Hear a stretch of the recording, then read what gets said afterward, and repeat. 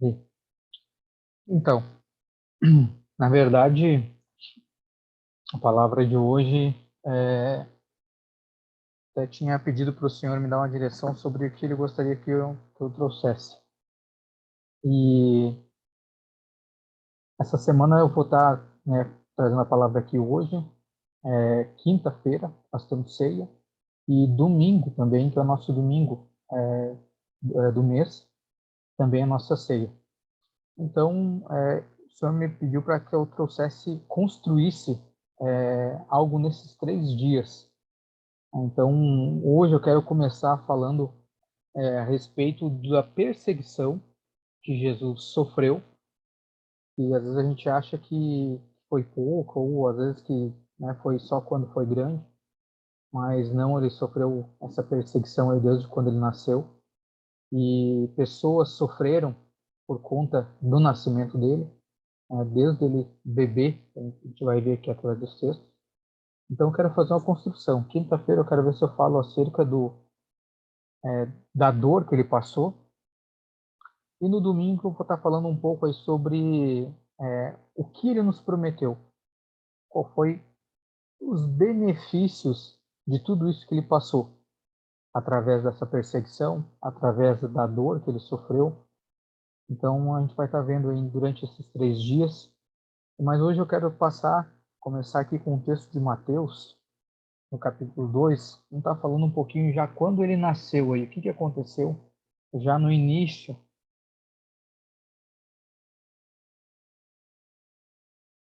no versículo primeiro. Aí vai estar contando um pouquinho aí sobre o seu nascimento, e já desde o seu nascimento, a gente vê que ele já teve ali um intento de morte, né? Alguém tentando matar ele. E através desse texto a gente vê que a gente consegue compreender que até mesmo ele no nascimento teve pessoas tentando enganar pessoas para trazer Jesus para que fosse morto. Então, para a gente ver que, independente do tempo, se é criança, se é adolescente, se é adulto, se já é pessoas de idade, não há tempo para que Satanás tente nos perseguir ou tente nos parar, nos matar, independente da época. Uma vez que nós somos de Cristo, a gente vê que a perseguição não para, né? Os enganos não param para que a gente seja enganado ou seja pego em alguma situação. No versículo 1 vai dizer assim, ó, nós vamos ler até o 12. E tendo nascido Jesus em Belém, de Judeia, no tempo do rei Herodes, eis que uns magos vieram do Oriente a Jerusalém, dizendo: Onde está aquele que é nascido rei dos judeus? Porque vimos a sua estrela no Oriente e viemos adorá-lo. Então aqui os magos vieram com o desejo certo, com o coração correto. Só que aí o que aconteceu? Por esse anúncio deles, olha o que o rei trama aqui para que eles trouxessem Jesus. E o rei Herodes, ouvindo isto, perturbou-se, e toda Jerusalém com ele. E congregados todos os príncipes dos sacerdotes e os escribas do povo, perguntou-lhes onde havia de nascer o Cristo. E eles lhe disseram: em Belém da Judéia, porque assim está escrito pelo profeta: E tu, Belém, terra de Judá, de modo nenhum és a menor entre as capitais de Judá, porque de ti sairá o guia que há de apacentar o meu povo Israel. Então Herodes, chamando secretamente os magos, inquiriu exatamente deles acerca do tempo em que a estrela lhe aparecera.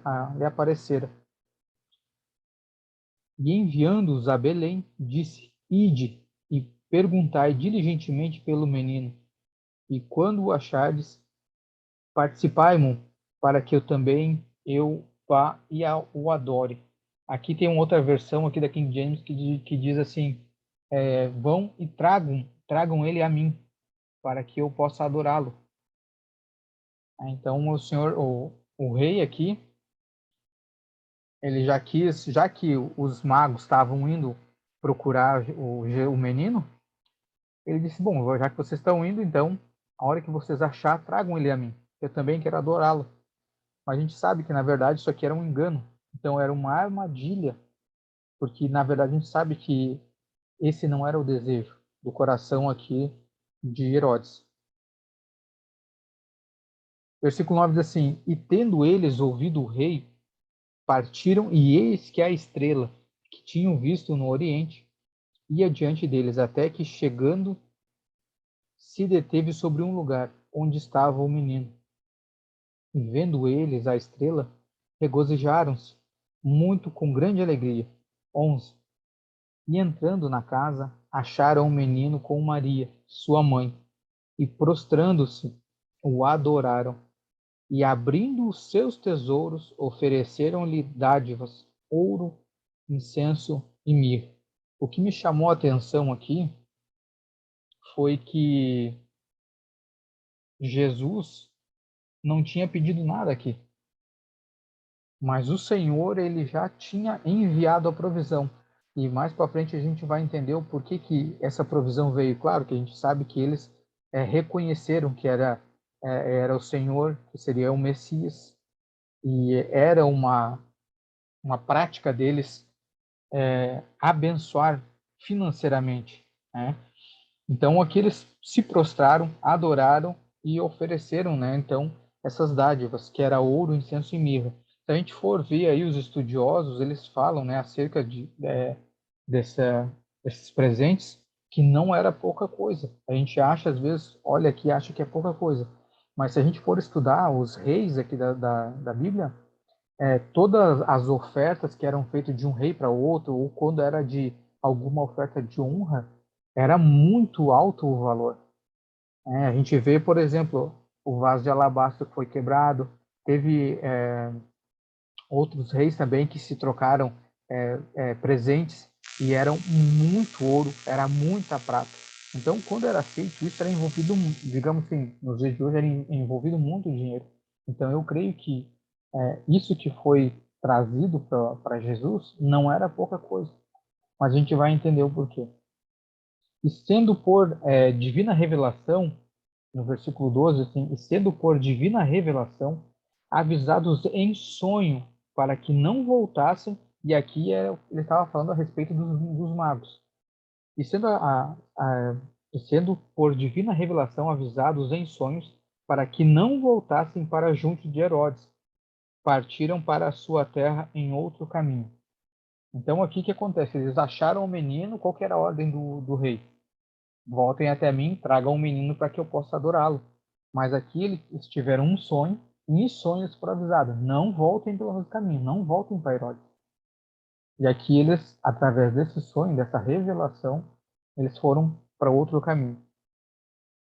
13 diz assim: e tendo ele se retirado, eis que o anjo do Senhor apareceu a José em sonhos, dizendo: levanta-te e toma o menino e sua mãe e foge para o Egito. E demora-te lá até em que eu te diga, porque Herodes há de procurar o menino para matar. Então entenda, se a gente pegar no mapa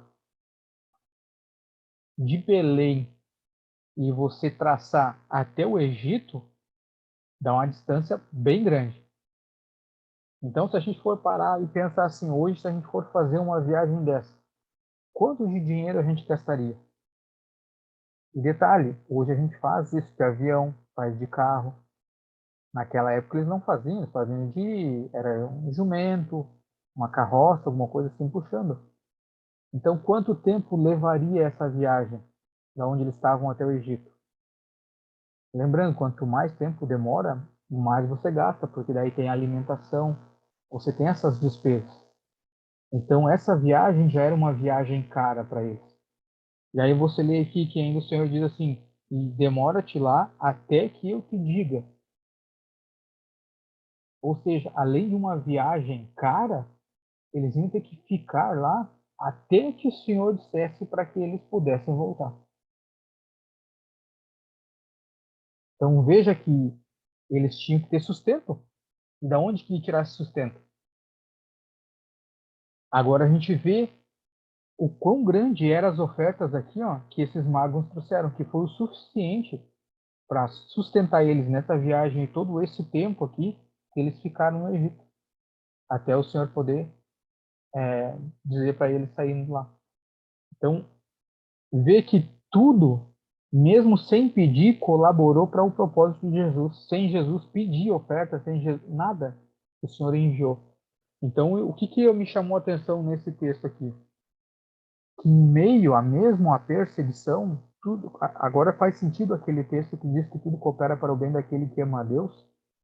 Nesse sentido, tem um outro texto que diz também que tudo que a gente pedir no nome dele, ele nos dará. Só que embaixo desse versículo, eu acho que é em Lucas, se não me engano, ele fala também assim, tudo que pedir, mas que honrará o Pai. Ele faz, tem dois versículos. Primeiro, tudo que você pedir no nome dele, ele dará. E aí depois ele repete, mas dizendo tudo o que pedir no meu nome, que honrará o Pai, isso vos será feito, ou vos será dado. Então a gente entende aqui o quê?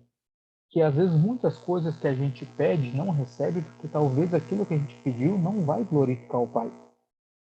Ou é, não vai agir em favor do propósito. Veja, aqui eles não pediram nada.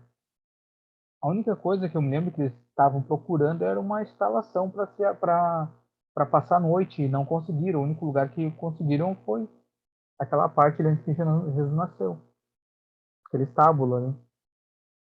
Então veja que da noite para o dia, digamos assim, né, nasceu num lugar de pobreza e amanheceu rico. Mas aquela riqueza, aquele valor, ele tinha um objetivo, que era justamente para quê? Para sustentar toda essa fuga, digamos assim, todo esse caminhar até o Egito. Então, veja, tudo aquilo que passa pelas nossas mãos, ele tem um propósito. Tudo. E às vezes não vem para nossa mão porque talvez aquilo se viria, não viria com o propósito correto. Então, isso me chamou bastante atenção aqui nessa questão dessa parte financeira que foi colocado, aqui no caso, foi colocado na administração de José e Maria, né? Que Jesus recém tinha nascido. Mas veja que tudo veio e cooperou para eles. Porque imagina se esses magos não tivessem vindo, como que seria essa viagem? Com certeza com muita dificuldade. Porque precisaria de bastante provisão para você fazer uma viagem longa e passar todo esse tempo no Egito. Tá? Mas vamos avançar para lá. Então aqui o rei Herodes ele queria procurar o menino então não para adorar, como ele tinha falado, a gente já viu que na verdade tinha sido um engano, né? Ele queria na verdade aqui era matar o menino. Aí no versículo 16 ele vai dizer assim, ó, então Herodes, vendo que tinha sido iludido pelos magos, na verdade não foi pelos magos, sim pelo Senhor, né? Foi o Senhor que avisou os magos para que não voltasse para o rei Herodes. E irritou-se muito e mandou matar todos os meninos que haviam em Belém e em todos os seus contornos, de 2 anos para baixo, segundo o tempo em que diligentemente inquiriria dos magos. Então, olha só o que aconteceu aqui com o nascimento de Jesus.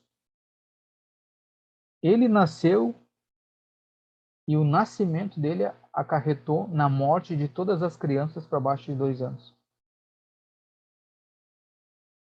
Então, muitos, às vezes, talvez naquela época nem não sabiam por quê, mas talvez alguns sabiam.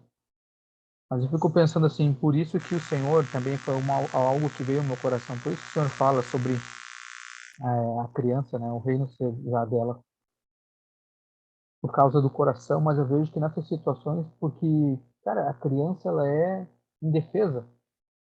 E você vê principalmente aqui nessa situação, onde todas as crianças foram mortas. E aí o que também me chama a atenção acerca disso. Tudo aquilo que aponta para Cristo vai sofrer, vai ter uma consequência. Veja, a cidade onde que ele nasceu teve suas crianças mortas. Aonde ele passou, aqueles que foram discípulos foram mortos. E aí, às vezes, a gente acaba não entendendo, tá, mas qual é o propósito, qual é o objetivo? E isso a gente vai estar vendo aqui, ó, no decorrer dessa opressão que Jesus, e não só Jesus passa, mas todos aqueles que o seguem, todos aqueles que estão com ele, que estão enxertados em Cristo. Não tem como você estar nele e você não sofrer nenhum tipo de opressão. Não tem como você estar nele e não passar por nenhum tipo de tribulação ou não passar por algum tipo de perrengue no nosso dia a dia. Aqui ele mal tinha nascido, as crianças que estavam na mesma cidade foram mortas. Então imagina nós que já se posicionamos nele. Né? Vamos seguir um pouquinho para frente aqui. Já agora depois dele grande, tem alguns textos aqui em João, no capítulo 8.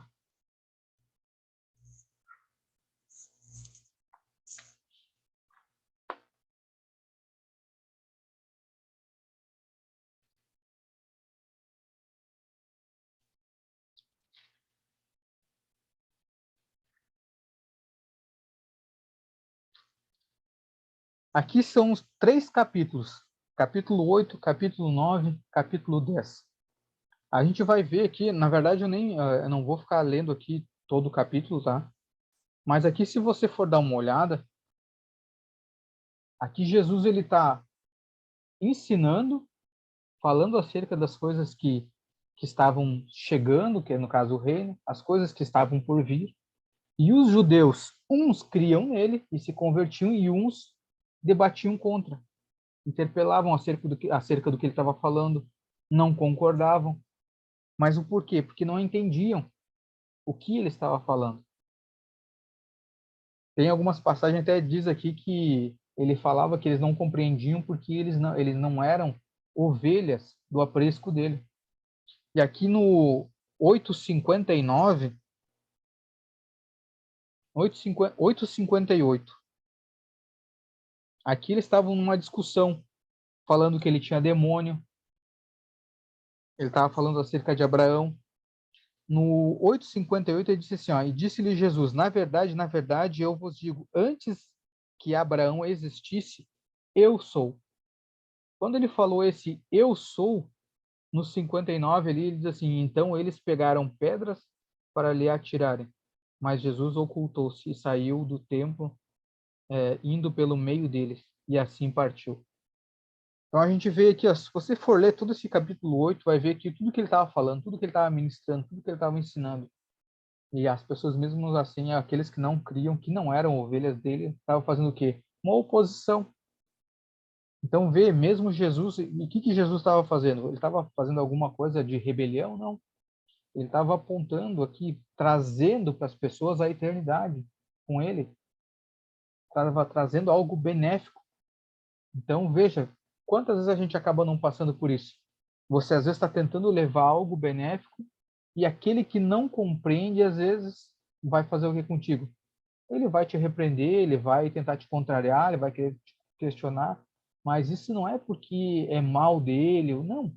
É porque ele não está com o mesmo espírito, não está com aquele mesmo coração. Talvez não seja ovelha do mesmo aprisco, não se alimenta do mesmo pasto que você se alimenta, entendeu? Então é normal ter essas oposições. É normal você às vezes receber algumas pedradas, né? E você ter que, ó, ir daqui para lá e tal e sair fora. Né? Mas o que acontece? Eu vejo aqui que mesmo com Jesus, com essa perseguição deles aqui, Jesus não desistia. No capítulo 9, agora é a vez do cego. Jesus chega aqui, cura um cego, e aí os caras se levantam contra ele.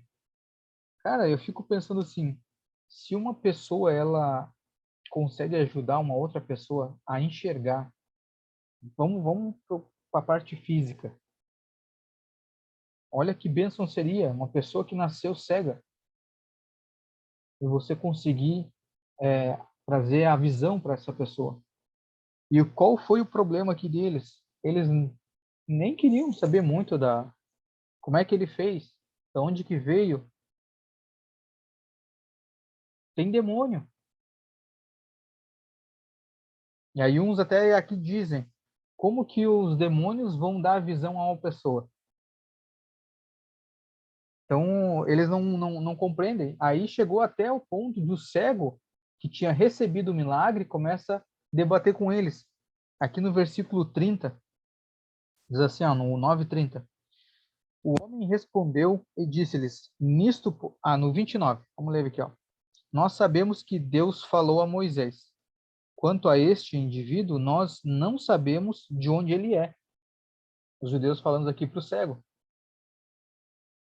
E aí os homens dizem assim, o homem respondeu e disse-lhe, nisto, pois, está a maravilha, que não sabeis de onde ele é. E ele abriu os meus olhos. Olha só. 31 disse, Senhora, nós sabemos que Deus não ouve a pecadores, mas se algum homem adora a Deus e faz a sua vontade, a esse ouve. Ou seja, cara, o cego que era cego, olha o detalhe nesse versículo. O que ele diz aqui, ó? Se algum homem adora a Deus e faz a sua vontade, ou seja, o cara recém tinha aberto os olhos e já sabia que Jesus adorava a Deus e fazia a vontade de Deus. E os caras que enxergavam não sabiam disso. Veja só, no 32 diz assim, ó, desde o princípio do mundo nunca se ouviu que algum homem tivesse aberto os olhos de um cego de nascença. Bom, porque nunca aconteceu, acha que não pode acontecer, né? Se este homem não fosse de Deus, ele nada poderia fazer. Responderam eles e disseram-lhe, tu nasceste inteiramente em pecado e queres ensinar-nos? E expulsaram. Tipo, já que a gente não pode ir contigo, vamos te expulsar daqui. Porque eles não tinham mais argumento diante da verdade. Só que, como eles não estavam nesse mesmo espírito, qual que é o papel deles? É expulsar, é tirar. Eles não querem ouvir, eles não querem outro entendimento, outro alimento que não seja aquilo que eles já têm. Então, por isso que eles não conseguiam entender e receber essa novidade do Senhor. E por isso que perseguiam.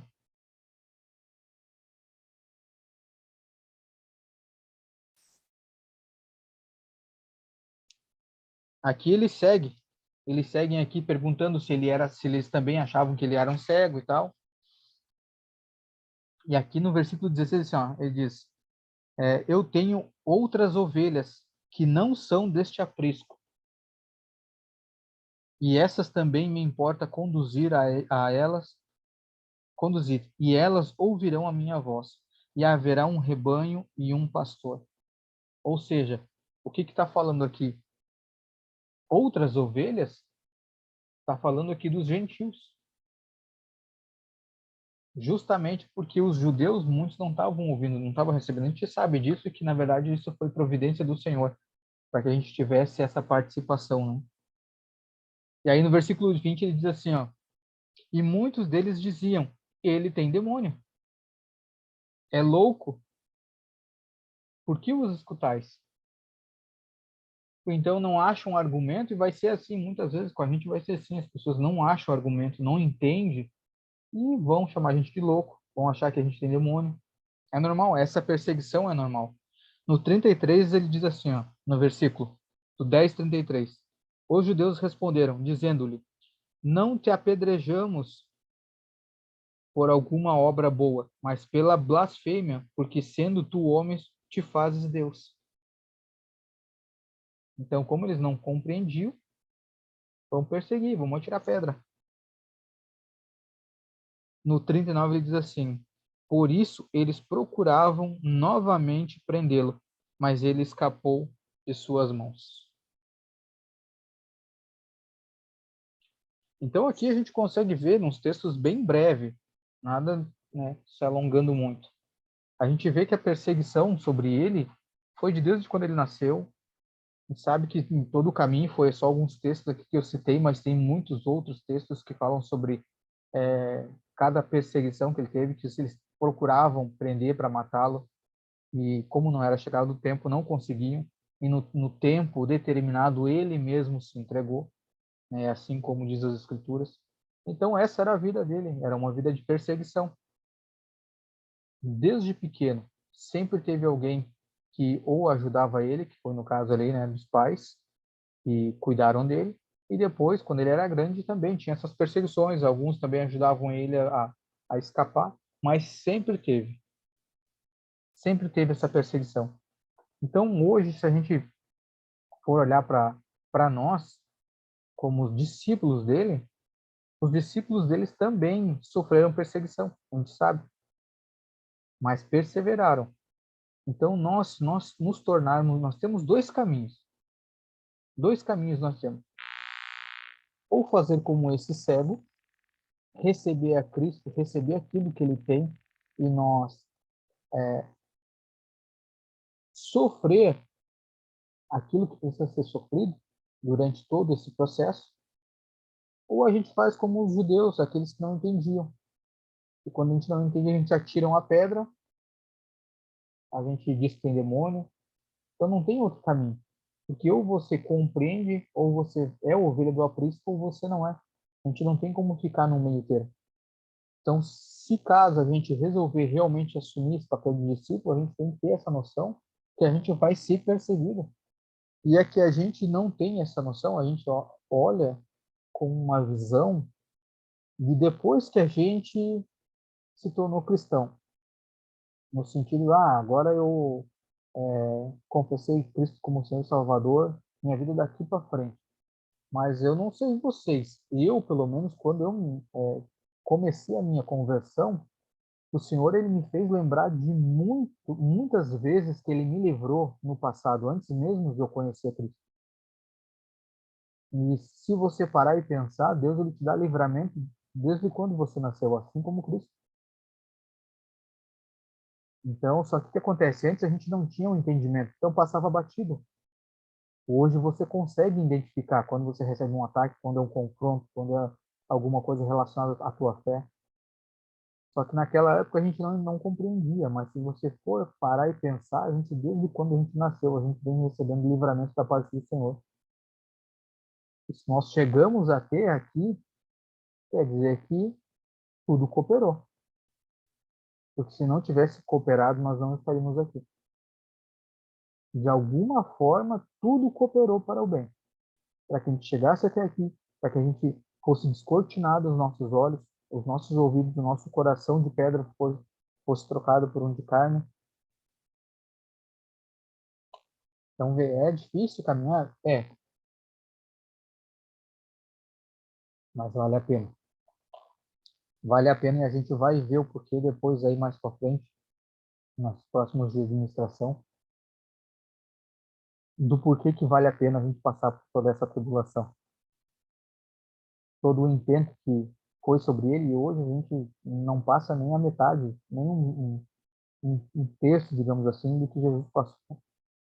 Hoje nós temos acesso a tantas coisas. Ou se a gente precisar fugir de uma cidade para outra, a gente tem meios. Naquela época era muito mais complicado você sair de uma cidade para outra, envolvia muitas questões, mas sempre a mão do Senhor esteve com ele em cada situação. E eu creio assim, se nós estamos enxertados nele, ele disse que ele estaria conosco, né, todos os dias, eu creio que assim como Deus livrou ele e trouxe o que foi necessário para cumprimento do chamado dele, não vai ser diferente conosco. Porque o chamado não é nosso, não foi nós que disse, não, eu quero esse chamado. Foi ele que estabeleceu antes da fundação do mundo. E a gente sabe que Deus não faz coisa pela metade. Deus ele não ia estabelecer um propósito sobre as nossas vidas e agora, não, vou abandonar eles pela metade, eles que se virem daqui para frente. Não. Se agora que nós estamos inseridos nele, agora mais que ele vai nos proteger, que ele vai nos dar direção, que ele vai nos trazer a provisão necessária. Mas desde que, claro, tudo que nós pedir tenha a ver com o propósito, tem a ver com glorificar o Senhor, porque foi para isso que nós fomos criados, para adorar o Senhor, para glorificar Ele. Nós fomos inseridos num propósito. Eu estou sempre pensando assim, digamos, como uma empresa. Cara, se você tem uma empresa e você contrata alguém, no mínimo é para essa pessoa desempenhar essa função, no mínimo. Até porque você vai estar pagando um salário e tudo, envolve uma série de questões. E eu vejo como essas coisas do Senhor como se fosse uma empresa. Cara, se Deus me contratou, me fez ser participante da empresa dele, e a gente sabe, né, nós já estudamos, a gente sabe que nós vamos ter uma recompensa, um pagamento. Então, o mínimo que a gente pode fazer é fazer o nosso trabalho. Por que que acontece? Se você tem uma empresa e o camarada lá não desenvolve a sua função, o que que acontece? O que a gente faz? Você substitui já, você troca, demite e contrata outro. Né? Mas eu creio que não funciona assim com o Senhor. Se Ele já nos contratou antes da fundação do mundo, é porque tem um objetivo. Então, eu creio que vai da nossa parte agora a gente só ler as Escrituras, estar com o Senhor para saber o que, que Ele quer que a gente desenvolva, cada um na sua função, na sua área, na empresa. Né? Para que a empresa, o quê? Dê lucro, almas para o Senhor. Amém, meus queridos?